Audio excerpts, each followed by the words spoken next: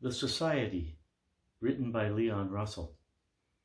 Chapter 3, Scourging the Infidels. I ultimately became a regular at the services, with the members becoming so used to me that I became practically invisible. I wanted just the right opportunity to see more of the behind-the-scenes realities of this self-styled leader and protector of the faith. My chance came, finally, one evening at the end of a particularly heated service. The Reverend made a hasty exit to his white limo, and I was ready and waiting in my old Nova. I was determined to see what really happened in the life of Dr. Remy. I followed the long luxury car about a half-mile from the church and slowed to a stop as I watched the driver pull into the service bay of what appeared to be a closed gas station.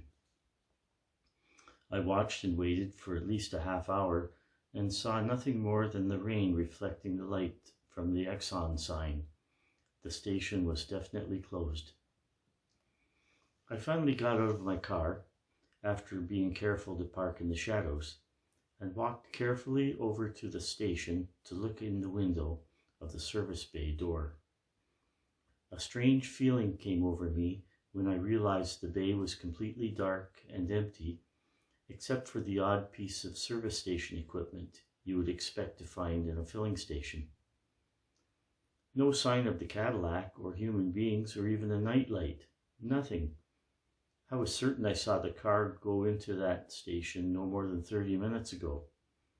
I never lost sight of the entrance to the bay, and yet it was completely empty. Getting in the station was no problem. The window on the side was ajar, and after a little effort and a sturdy box I found in the alley, I was inside. Trying to see in the darkness was a bit of a problem, but the light from the station's sign illuminated the room enough to keep from tripping over the equipment. The first thing I noticed that there was no grease or dirt of any kind on the floor. The floor seemed to be tiled in some material that reminded me of a government computer installation I once visited. What's more, the edge of the floor in the service bay didn't seem to be connected to the walls. I had the impression that there was a very small, almost undetectable amount of light that was coming from somewhere beneath the floor. As I laid on the floor, in the hopes of seeing this light a little better, I had the distinct sensation that the walls were moving slowly upward, with the unmistakable feeling in the pit of my stomach that I was being overtaken by gravity. When I looked up, I found that the ceiling was at least 15 feet higher than it had been, with all the service equipment attached to the walls about 8 feet above my head, and the floor was continuing on its downward trek. The floor stopped with a slight lurch, and I noticed another floor ceiling sliding neatly into place under the equipment along the walls above, which was now some 70 feet above my head. I was laying in the floor staring up at the rear bumper of the limousine, which was parked in a small alcove just off the floor elevator. I slipped into the shadows cast by the giant car, just as a man and woman walked by dressed in the white smocks of lab technicians. Curiouser and curiouser. I stayed in hiding for what seemed like an eternity, watching all sorts of traffic in many different directions, walking singly and in pairs, riding in golf carts, and carrying computer printouts. When I finally decided I was going to have to make a move of some kind, I opened the first door I came to, which happened to be a closet where many white smocks and other apparel was stored. I decided to blend in with the environment and chose a starched knee-length smock that had a tag on the left pocket that said 0473 Johnson Data. Ensconced in this feeble disguise, I was able to travel with relative impunity through this huge underground labyrinth that was 100 feet below a gas station in the heart of downtown Dallas. The mind boggles at the size of this facility. After turning out of the short hall where the closet and Cadillac were located, I stepped into a hallway that must have been a half-mile in both directions. Along the walls were many doors and windows leading to rooms where all sorts of different activities were taking place. The first room contained about 30 long folding tables, each seating about 10 people. For every table of 10, there was a person seated on a high chair, watching closely everything that happened at that table.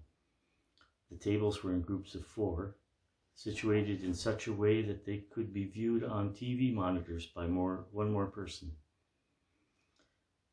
Above this level of watchers was a single desk with duplicates of all the monitors being watched by one person.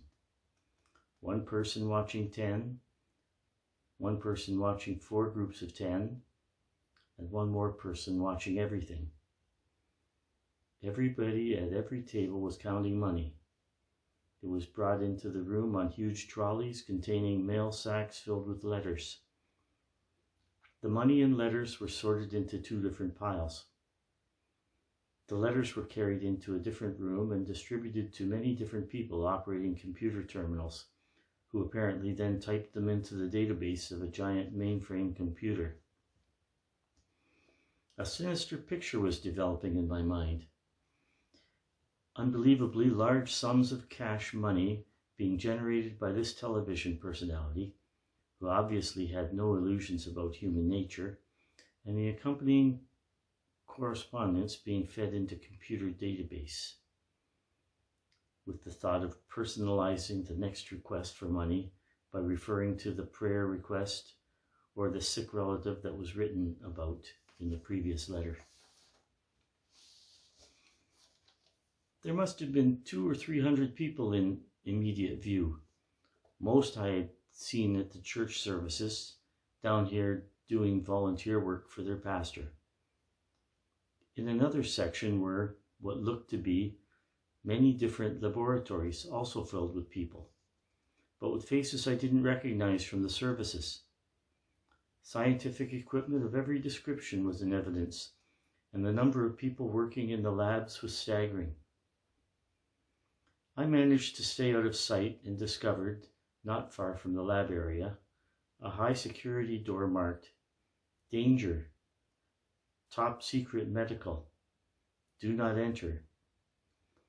This was getting stranger by the minute. I watched a television preacher's limousine drive into a closed gas station and end up in a gigantic research facility 100 feet below the city of Dallas.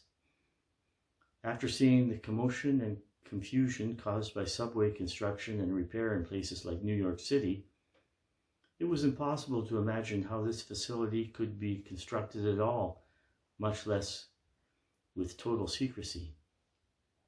And yet, here I was in such a facility, riding on the back of a robot-driven cart, going through a door marked "Top Secret."